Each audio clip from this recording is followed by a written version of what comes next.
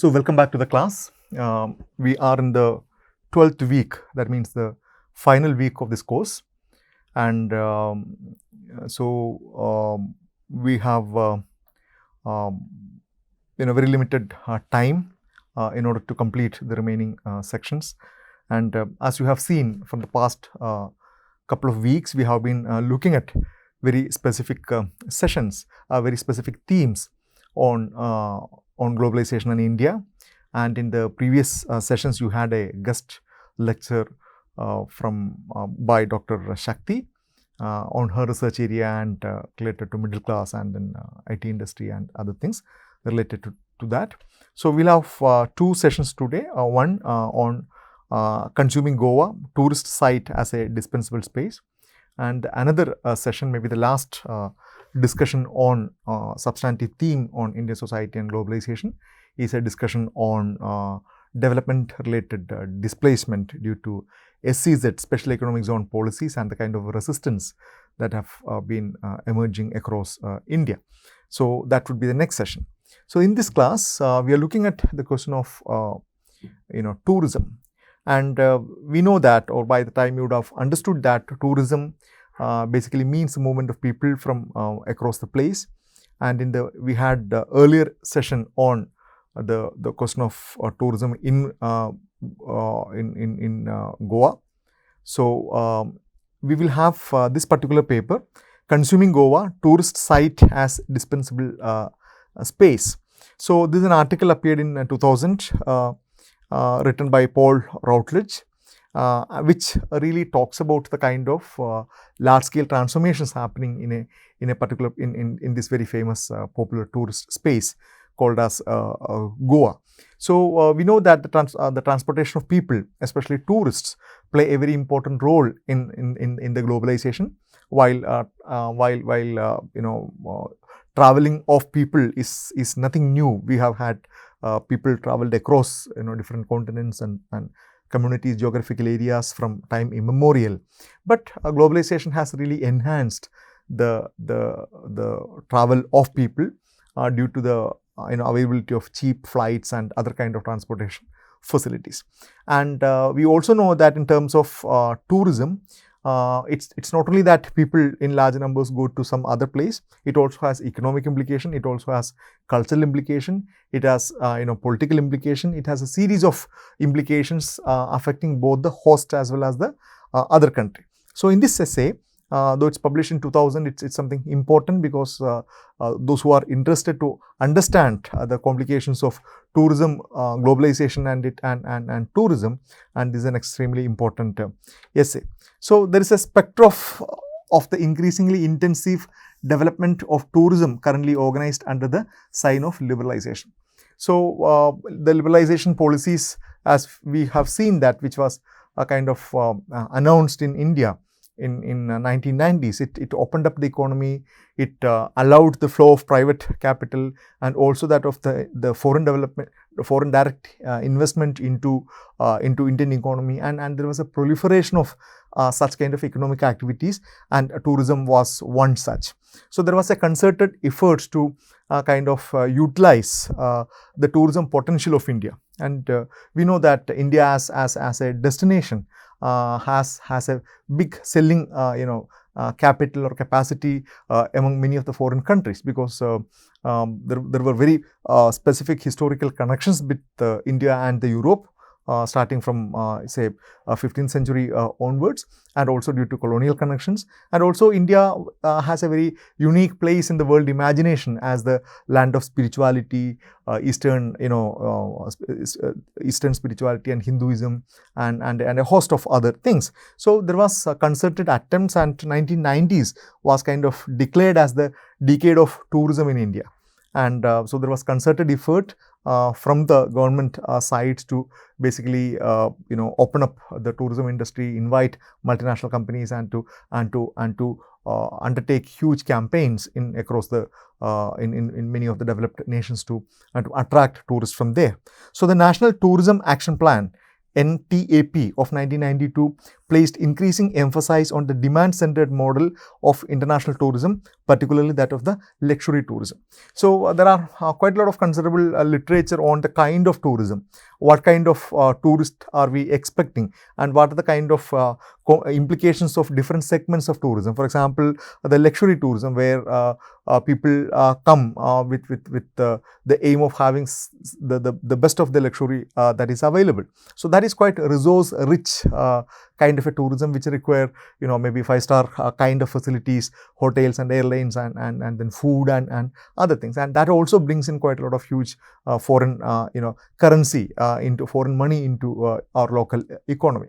On the other hand, there are also other kind of much more people from more lower middle class background coming in, backpackers, and then people who are looking for people who are not willing to spend much money on that. So, that has a very different implication on the cultural and economic aspects of every tourist destination. So, that itself is something very interesting to look into that.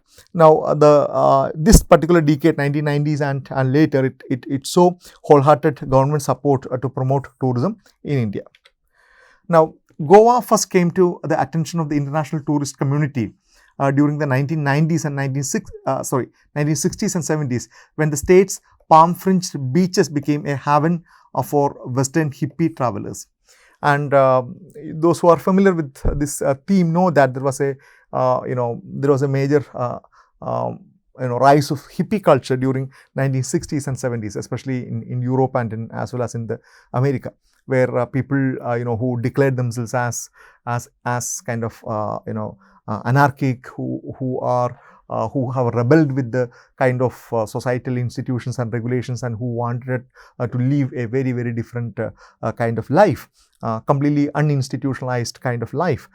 They kind of waged a war against almost all major institutions of modern society, whether it is state or family or religion or marriage. So, a kind of highly revolutionary anarchic kind of a lifestyle was what they really sought for. So, for many of the people, India became a natural destination because of this mystic aura that many people talk about, that India is the land of mysticism, and also many scholars have said that the availability of drugs, starting with cannabis to some of the other kind of drugs, especially in Himalayan region, in areas close to Nepal, or in many other places. So it was the hippie tourists who are the one who really understood the potential of Goan tourism for the first time, mainly specifically because of this palm-fringed beaches. Goa has a very long beach, as you know. During the mid-90s, the Indian government began to consider seriously the possible economic benefits of promoting international tourism, and by 1986 had decided to exploit Goa and its beaches for the purpose of charter tourism. So, charter tourism was identified as a major way of getting foreign money, foreign investment, as well as foreign exchange to the country. So, government started a host of programs and campaigns to target specifically this particular group. The expansion of charter and luxury tourism in Goa has increasingly involved investment from the transnational corporation. So, for example, Lufthansa, the world famous airlines, and then Club Mediterranee, Instasund UK, and Hyatt Regency and Ramada in US are all involved in the international charter flights package holiday tie-up with the Goan hotels. And we know that many of them are themselves hotel chains, whether it is Hyatt Regency or Ramada. So, they have developed tie-ups with other travel agencies, and also started establishing their own hotels. The Department of Tourism, DOT, the Department of Tourism participates in most of the major international tourist events to liaise with hoteliers, travel, trade companies, tour operators, etc. Something very familiar story that we all know about it, that the government, both the state tourism department as well as the various private agencies, they try their level best to attract tourists from international market, and there is a major competition among a host of countries, especially in the recent times. A host of countries, including Malaysia, Thailand, and other countries, Vietnam, are really competing to give the flavor of Asia to non-Asian tourists. So they targeting of high value tourists and specified requirements for them, like golf courses and other things. So the author makes a very important observation that in this initial period of tourism, the main aim of the government was to attract the high value tourists. The high value tourist comprising of people who have quite a lot of dispensable income, who are willing to spend money, who also require the kind of very high quality luxurious experience. So that means you require 5-star facility, 5-star hotel, 5-star kind of food, and other kind of ambience, and then other kind of high quality thing. And the rationale is very clear that that they are willing to spend more, and that money will be translated into Indian economy. The imaging and construction of Goa as a tourist site occurs through a variety of cultural frames that position the state, its people and environment in particular ways in an attempt to attract tourists. Now, this is a very important point. Why it is an important point? Because every tourist destination needs to be sold. Okay, so how do you present a particular state or a particular country or a particular tourist destination to international audience? You require certain catchy phrases, you require certain slogans, you require certain images.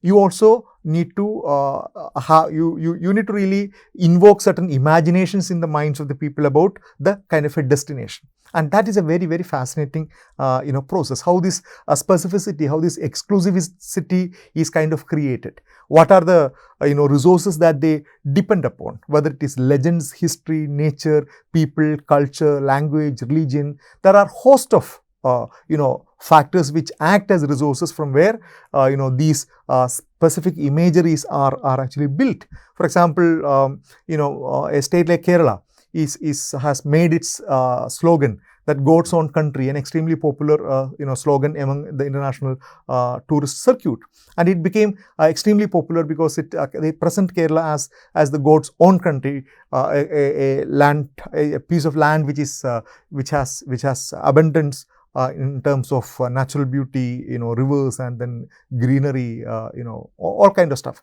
So this is something very important, and it's extremely important to see how Goa presented itself, or how Goa was presented by the tourist agency and the state and central government in front of the international tourist circuits. So among the frames constructed to present Goa as a tourist destination, the frame is something an important term. How do you frame it? How do you frame a particular, how do you capture a particular essence of a destination? How do you, and frame is something similar to the way you phrase it, the way you picturize a particular area, the way you define it, the way you accentuate it. So that's the term.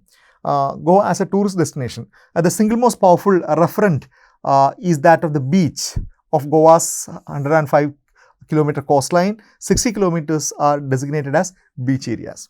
And this is something very important. And we know that how tourists, especially from Europe and the USA, are so fond of beaches and sunbathing and other stuff. So both official and unofficial framings are important. As tropical paradise, as a place for relaxation and leisure, sex tourism and drugs, etc. So we know that no single place has a singular kind of framing. There are multiple framing. There are competitions, competitive frames are used, competitive imaginations are used. So Goa is always presented as a tropical paradise with pristine beaches, and then shallow sea waters, and then food and other stuff, and a place for relaxation and leisure. Even otherwise, there is a cultural construction about Goa as a place of leisure, and people are being very people who take a very relaxed lifestyle in themselves. And also there was competing other kind of imaginations or framing which focused around sex tourism and drugs, etc.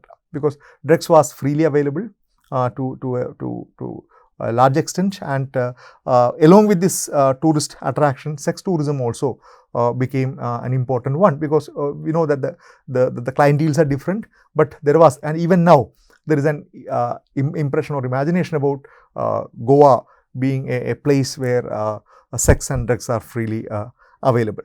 And one of the important, so the author identifies 2-3 interesting, framing. One of the framings is the presentation of Goa as a golden Goa, which invokes a kind of a golden era of the past. Goa's Catholicism, colonial past, and the Indian characteristics provide an image of remoteness and exoticism for the Western tourist to enjoy. So this really harked on the kind of a colonial era in which Portuguese, invaded Goa, and the Portuguese influence was very high, and Catholic Church was extremely, powerful. And those who know the history of Goa, they know that there was large-scale conversion from upper caste Hindus into that of Catholicism in Goa. So so the caste system is almost intact, even though it's a Christianity in Goa. There were high caste Catholics, and that particular period, and then the period of colonialism was presented as an era of a golden age of Goa, and that was kind of packaged and then sold. Another image that the author identifies is that of gendered Goa. In a majority of tourist literature, Goa is characterized as a female and is sold to an imaginary male consumer. Both the government of India's tourist brochure of Goa, Goa's tourism departments, and the large hotel chains have used bikini-clad women in their advertisement in order to sell Goan culture, which caters to something called as this male gaze. So this is again not something impossible. You can present the land through the idiom of a female gender. You can present this land, or Goa was actually sold both by the private as well as the government agencies as a female, which is available for the male gaze. So whether it is through voyeurism, whether it is through by advertising the sight of women, foreign women who are taking sunbath in Goan beaches, or even remotely or indirectly promoting sex tourism. But this element was something very, very important. It was seen as representing the kind of female beauty which is available for the male desire and male gaze. And Goa as the other. This is the third framing that the author identifies. Drawing upon the state's colonial past and the gendered nature of tourist advertising, Goa is viewed from within and without India as a cultural other, one that is at varying themes according to the targeted audience as exotic, easygoing, westernized, promiscuous, and alcoholic. A place of fun, frolic, festivals, and fenny. This again, that how the Goa has a very, very distinct imagination within India, because Goans are considered to be very different from the other so-called traditional and orthodox, Indian society. I'm presenting all these things in inverted comma, not to say that these are the kind of realities, but that's how it is presented. So Goa is seen as exotic. It's easygoing because of the leisure and the relaxed nature of life of people, and westernized definitely, and promiscuous and alcoholic. The liquor is freely available. Liquor price is much cheaper, and a place for fun, frolic, festivals, and fenny. So it's seen as a symbol of a carefree life, where all other worldly pleasures are kind of available.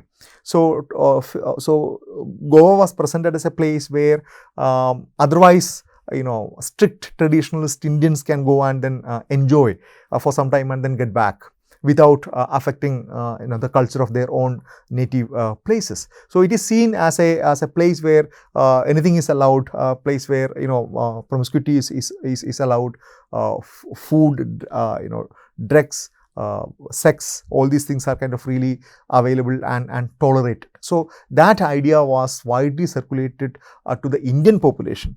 while because you know that these things are not something so important or impressive for a foreign tourist, but for foreign tourist, Goa was presented as a tropical paradise. It was presented as exotic. It was presented as an easygoing place for relaxation and other stuff. So it's a combination of such frames were used to attract both the domestic as well as international tourists.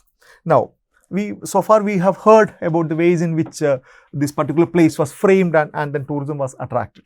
Now, what are the consequences?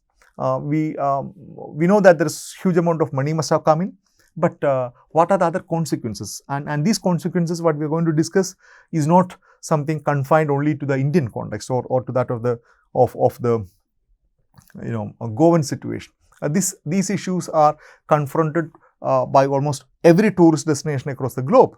So if you look into the kind of academic writings on tourism and its related issues, its issues related to environment, into culture, into economy, there are huge amount of materials on that, and consider this as just as yet another example. The need of tourism development have transformed the coastal sites of Goa into dispensable spaces.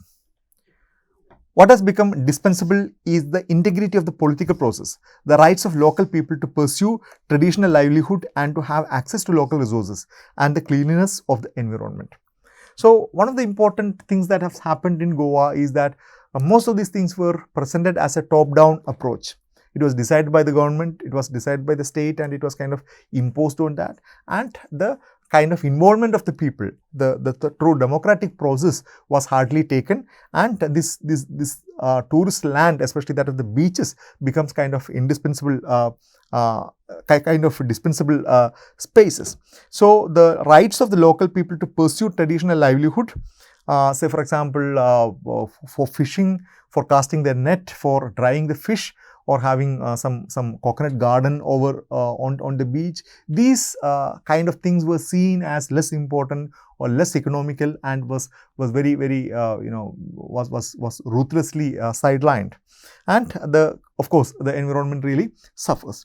Those in control of the development process are the tourism experts, pro-luxury hotel lobbyists, central and state government politicians, tourism operators, travel agencies, airlines, potential foreign investors, etc., and other elite interests. And this is the story of almost all tourist destinations, if not done properly, because tourism is seen as a high value kind of a sector, and that will attract people with deep pockets. That will attract people with a considerable political clout, and the voice of the local people, of the ordinary people, will not be heard. So, luxury tourism hotels concerns have used intimidation, violence and harassment against attempts made by local communities to develop their own more equitable based tourism. Example, family owned restaurant shacks, guest houses, etc., or indeed other non-tourist based productive activities. The essay has a lot of details about such kind of instances where hotels have, powerful hotels, very wealthy hotels have resorted to violence. They have enclosed a complete section of the beach without allowing the, local people to enter in that. For a tourist who goes to a private hotel, a five-star hotel, the whole promise of a private beach is something very, very promising. Isn't it? What does a private beach means? A hotel having a private beach. It means that it has an enclosed beach section where nobody else is allowed.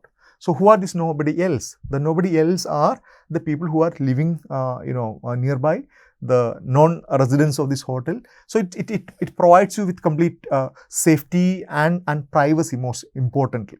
And we know that any such kind of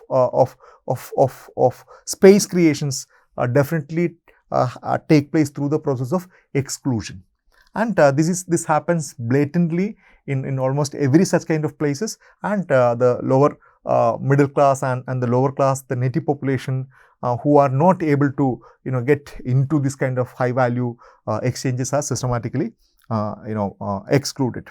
The public access to several beaches has been curtailed as hotels appropriate and privatize the waterfront and thereby exclude the locals.